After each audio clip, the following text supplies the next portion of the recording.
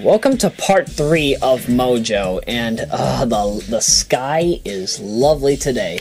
This actually looks a bit more like a Dreamcast test level, oddly enough. If only because I think this is a JPEG or a PNG of the sky, which, you know, these clouds don't look bad, but kind of would look a little bit better with a higher res cloudy texture, or maybe if all the clouds were their own model.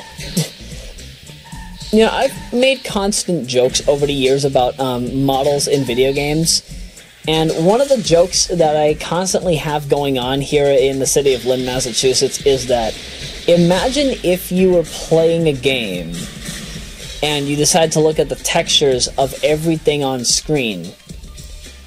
The second you notice there's something odd about the game is that every single piece of grass is its own model.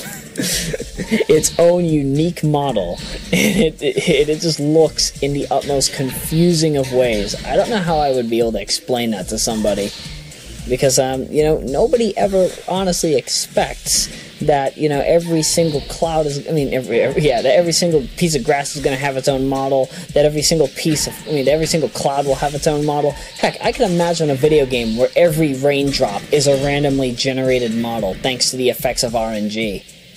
That would be something. That would definitely be something for sure. I don't know how I would be able to explain that, but man, oh man, oh man. Finally we have a slide, one of those little slippery slides. It's not really a slippery slide. It is a very violently bad slide. This slide is one of the worst slides in the game. Why does it exist? There's also, I think, a few levels where you actually have to go up a slide in order to get to certain places, why would you have that? Why would you have a slide in which you have to go upward to do something? I mean, okay, I understand that World 9 does that just to add extra challenge, but no. No, you don't have slides that don't have proper sliding physics. That don't have proper movement. I mean, you have to literally hold down L3, yeah, you literally have to use the L3 pad to move just to where you want to go on the slide. I don't like it. I truly don't like it. I don't even think I show off that I can use the slide here. And, yeah, I don't think that you folks might have noticed, but, no, I think you folks have already noticed by now, but the teleporter, that is actually the fastest way to get through this level. In fact, you want to use teleporters because they make the levels so much easier. Unfortunately, however, teleporters are also not they're not in the level developer. They're not in the level editor, or the level creator, actually. Why would you get rid of one of the best items in the game just to accommodate for memory constraints? No, you don't do that. Seriously. We need a remastered version of Mojo. I don't care how ducking long that will have to take, but if Crave Entertainment won't do it, I will gladly buy the rights to the game and do it. I can't stress that enough. If I ever were to come into money, this is the game I would want to remake. I don't care how much of a budget this has to take, but I would gladly recreate it with more levels, more power-ups, more items, more abilities, more good music. Oh, speaking of which, this game has some of the best music I have ever heard in a puzzle game. And some of you might actually be wondering, what is this music from? This music is all actually from a website, if my memory serves correctly, known as Free Play Music. And I actually do have a few hundred of their tracks. It's royalty-free music that you can use in your works. The Late Late Show with James Corden uses World 4's music track, which you'll be hearing in Part 4. I was rather shocked when James Corden decided to use that music. Now I understand where the majority of his regular soundtrack comes from. It doesn't come from, okay, a good amount of it comes from Reggie Watts, but still, the fact that a good amount of his music actually comes from, here's the ridiculous side physics, by the way. The fact that the majority of some of his royalty-free music comes from things such as, say, such as Free Play Music, that is indeed lovely to know. that's something I would like to pay more attention to in future time, because, you know, again, their music is some of the best. If you ever want to get some good music, go to them. Go to them. You'll be very glad you did so. And, oh, I love that. Yes, that is the teleporter glitch. You can use that as a speedrunning tactic. And I don't think if this game were to be played for Awesome Games Done Quick, I don't think they would give you a pause penalty for using the... Oh my goodness, I can't believe that just happened.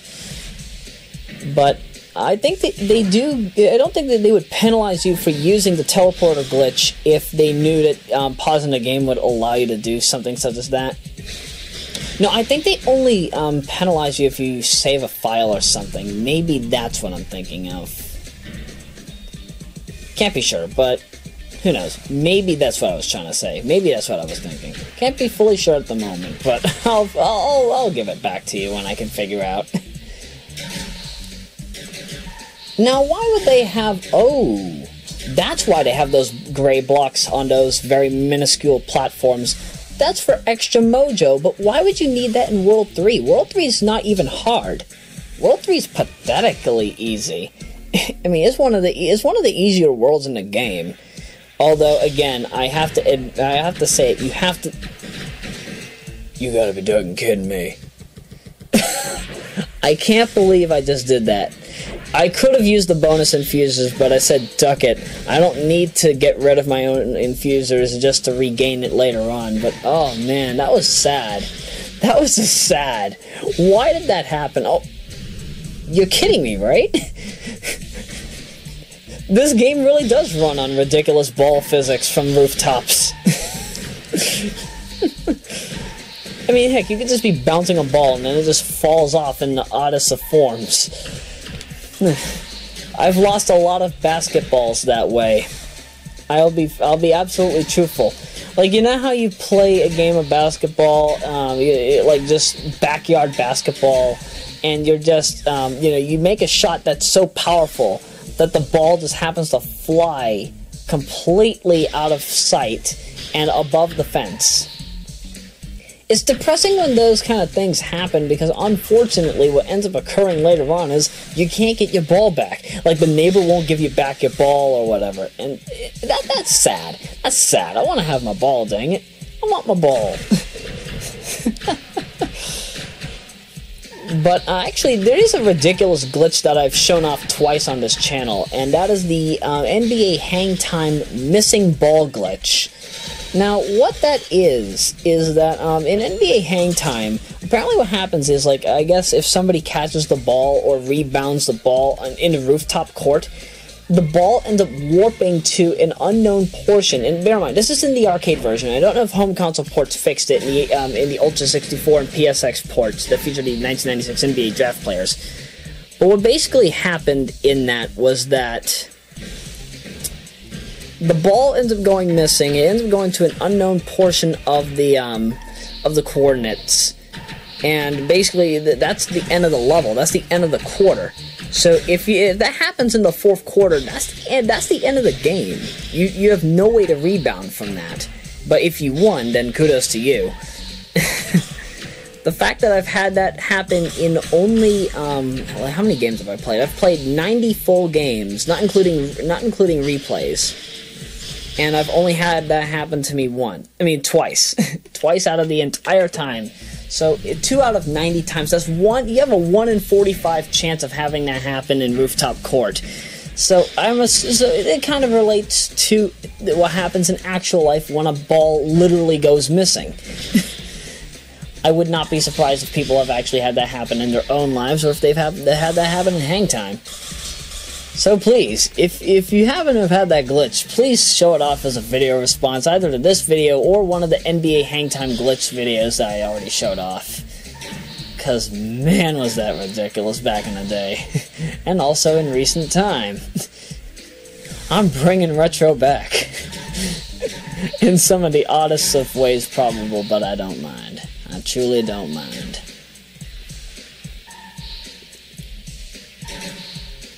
You know what this kind of reminds me of?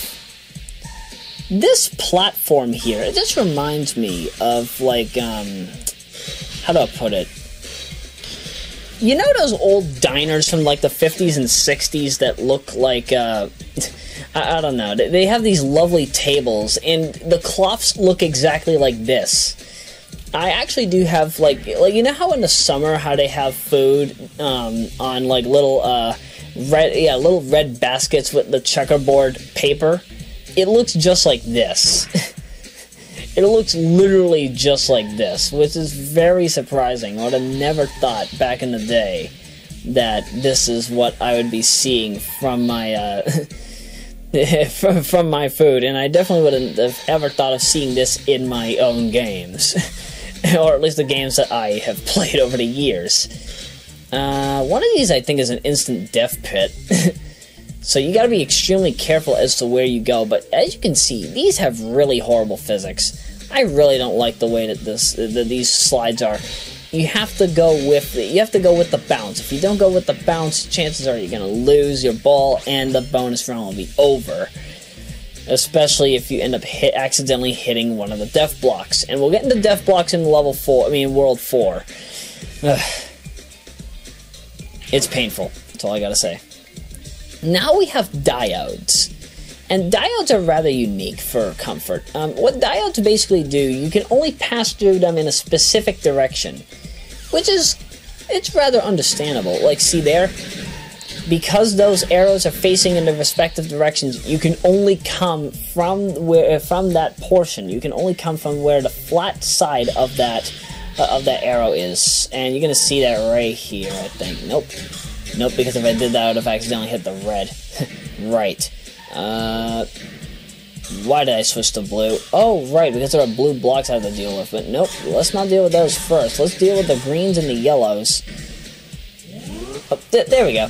There we go. I wanted to show it off. I wanted to show off how it works. So, alright, where are the blues? The blues are on the other side. The blues are on the other side, ball. Go to the... It's as if I have to train my ball. Could you imagine having a ball as a pet? What would it say? What would it do? Would it just roam around? Would it be... Oh. Would it kind of be like that particular ball from, the quote-unquote not R2-D2 from Star Wars Episode 7. I don't know the name. I still have yet to watch Star Wars Episode 7.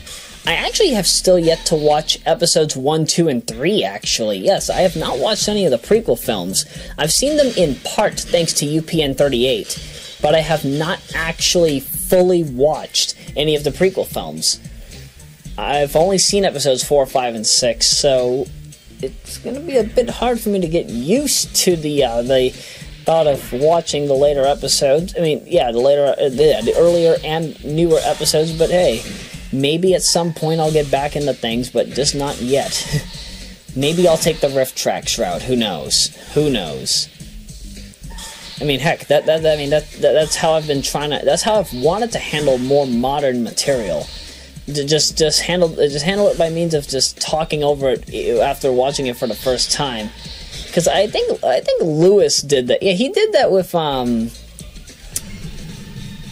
Sonic Underground Episode 1, which was a rather shocking surprise, because had he not done that, I would have not ever known that Sonia and Manic were both vocalized by Jaleel White, which oh my goodness.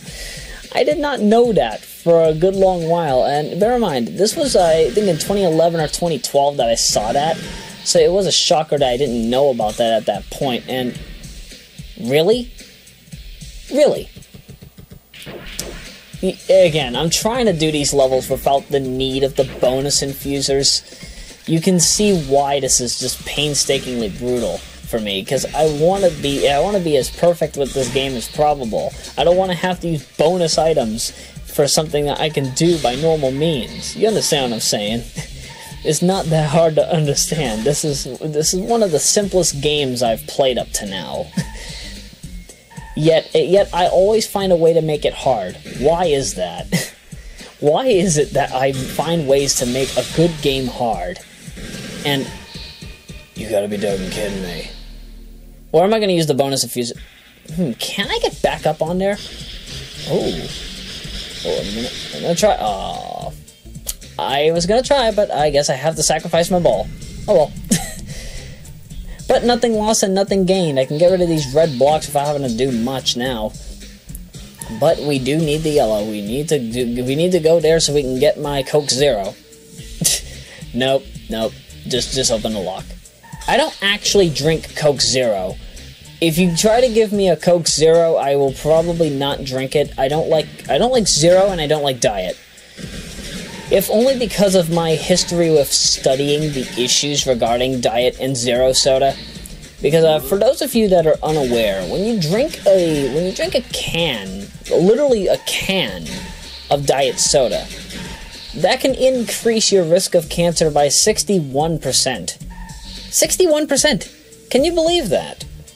It's hard to believe, but I'm not surprised that more than likely is actually true. Because when I think of it, you know, I never liked the taste of Diet soda. If I were to ever drink soda, it would be in its natural form. I would never have it in a modified form such as Diet or 0 calorie because it just didn't make sense for me to have it in that form. I always grew up with it natural, so as a result, it only makes sense to have it natural in that regard. I don't see anything wrong with that. Do you? The only thing that I refuse to have in its natural form, when I say natural, I mean its original quote-unquote form, is actually Coca-Cola. You know, I drink Coca-Cola. I drink regular Coca-Cola without a problem. I don't have any issues with the way that Coca-Cola is now.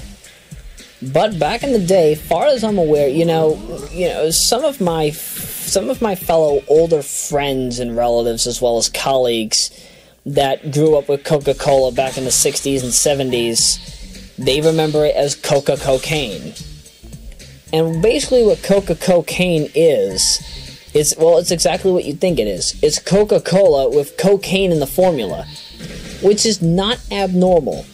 Because bear in mind, back in the late 1800s, early 1900s, even back in I remember there was like an advertisement back in 1905 in which cocaine was basically being sold as a remedy. It was a remedy drug. It was only like in the 70s and 80s where it started to become violently different, in which you would see it being used like mixed with like windshield wiper fluid and a whole bunch of other substances. It only actually has 10% of cocaine in its current form. That is what you know nowadays as crack cocaine, which of course there was a major ad campaign back in the 80s to prevent cocaine from being, you know, used. And what I do appreciate is that we don't really have much of a cocaine or crack crisis, but the fact that the opioid crisis is kind of second or literally right next to it for the top spot, it is indeed proof that, you know, we definitely need to pay closer attention to that in future time, or else who knows what could happen. Now, going back to the game here, this is actually rather interesting. This is also, yes, levels that have platforms such as this, that's what I was trying to say. World 2.7 is not available because of this ducking platform. And that's also, I think, one of the reasons why all of World 3, 6, and 9 are not available in the regular mode, in the level editor, because of this. Because of the fact that you have to go through this little Pac-Man style maze here while going from platform to platform. And if that is the case, then that's sad. That's sad. I want to be able to complete the game, or at least make levels with these platforms, but the fact that they couldn't implement that at all, Crave, what were you doing? You don't do that. You don't take out what is debatably one of the best worlds in the game just to make sure that your level editor is as optimal as it could be. Jeez. That's reverse thinking. Do I go back to red? Yeah, I totally didn't notice that. But yeah, when you lose your, Oh, yeah, I said duck it. I just said duck it because I didn't care about the target time because I knew I would get it anyway. So yeah, I'm at least fortunate that I was able to just do that, and I think I'm gonna go back down and get paid. But yeah. Yeah, you don't do that. You just don't do that. You do not take out, debatably, one of the best levels in the game, or at least one of the best worlds in the game that have platforms, floating platforms, just to make it easier on yourself to have a good level editor. That's not good. That's not good concept, and it's not good design. Oh my goodness, how did that happen? How did that happen? Fortunately, I've got enough energy to last me the rest of the rest of the world. Because, I mean, geez, these ice blocks really do deliver a lot of good energy. I mean, look at that. I lost virtually more than half my health, and I'm roughly, I would say, maybe 85% back. 85% back. So, that's definitely a good rebound. Definitely a good rebound. Oh, man, stage 11. I love stage 11. This is actually one of the utmost diverse stages in the game because, again, you have platforms you have to go on, but this is actually where the target time issue can really kick you in the dick, Cheney, if you're not careful. Because worst case scenario is you try to go on these platforms and then nothing happens. What also tries to happen, yeah, see there? I bounced upward before landing on the platform. That can cost you the level. That can cost you the target time if you are not careful enough. You have to be extremely quick. And when I say extremely quick, I mean extremely quick. There's no two ways about it. There's literally no two ways about... Oh, I need to get blue. Jeez. So I have to go to the other side here and get the last yellow block. Again, I have to ask, who thought it was a good idea to add in this lovely 50s diner checkerboard design? I love this. I really do. And oh hey, now I can go in and just get rid of the blocks from the inside. That's perfect. That is perfect, yeah. I like that. Makes it far more bearable for me. You see what I'm doing here? I don't even need to do much. All I gotta do is just go in and out, and in and out, and in and out. That's all you gotta do. It's as simple as it gets. I mean, don't get me wrong. I'm sure that if you are a novice at this game, like I was way back when, I'm sure that you probably wouldn't know how to do any of this. But the fact that, you know, I had been away from this game for a good amount of years before recording it. Because I don't think I had played Mojo for a while. I don't think I played it again until 2007. I mean, no, I don't think I had played it since 2007 or 2008. And the fact that I was able to just come back into it like nothing, that shocked me. It shocked me that I was just able to do that and just beat these levels in quick succession. In, what, just roughly about 3 hours and 35 minutes? That's not bad. That's not bad at all. And so we have the Prime Ball, best ball in the game when it comes to speed, and you'll understand why when we get to later worlds, especially World 9. But we will talk more about that in Part 4. See you then. Oh, wait a minute, I forgot. It's a bulk set. Simply hit the next button for more.